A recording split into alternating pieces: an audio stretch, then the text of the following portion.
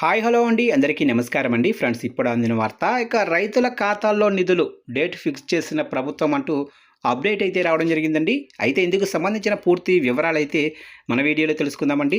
Video మాత్రం పూర్తి వరకు చూడండి ఫ్రెండ్స్, అప్పుడే మనకి పూర్తి సమాచారం అయితే తెలుస్తుంది. ఇక లేట్ చేయకుండా టాపిక్లోకి వెళ్ళిపోదాము. ఇక ఆంధ్రప్రదేశ్ రాజధాని అమరావతి నిర్మాణ పనుల్లో నెలకొన్న స్తబ్దతను తొలగిస్తూ రాష్ట్ర ప్రభుత్వం కీలక నిర్ణయాలు తీసుకుంటుంది.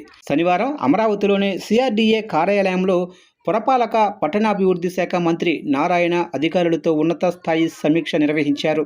ఈ సందర్భంగా ఆయన మాట్లాడుతూ, రెండో విడత భూ సమీకరణలో భాగంగా రాజధాని నిర్మాణానికి స్వచ్ఛందంగా భూములిచ్చిన రైతులకు వచ్చే నెల 1వ తేదీ నుంచి కౌలు సొమ్మును నేరుగా వారి ఖాతాల్లో జమ చేస్తామని ప్రకటించారు. రైతులకు ఇచ్చిన హామీలను నెరవేర్చడంలో ప్రభుత్వం చిత్తశుద్ధితో ఉందని ఆయన స్పష్టం చేశారు. అమరావతి అభివృద్ధి ప్రణాళికలో భాగంగా 7 గ్రామాల్లో సుమారు 16,667 ఎకరాల భూమిని సేకరిస్తున్నట్లు అధికారులు మంత్రికి వివరించారు. ఈ భూమిని ప్రధానంగా అంతర్జాతీయ క్రీడా నగరం, inner ring road, railway line, railway station వంటి కీలక ప్రాజెక్టుల కోసం కేటాయించనున్నట్లు తెలిపారు. మొత్తం 8 ల్యాండ్ పూలింగ్ యూనిట్ల ద్వారా జరుగుతున్న ఈ ప్రక్రియను ఎలాంటి జాప్యం లేకుండా పూర్తి చేయాలని మంత్రి అధికారులను ఆదేశించారు.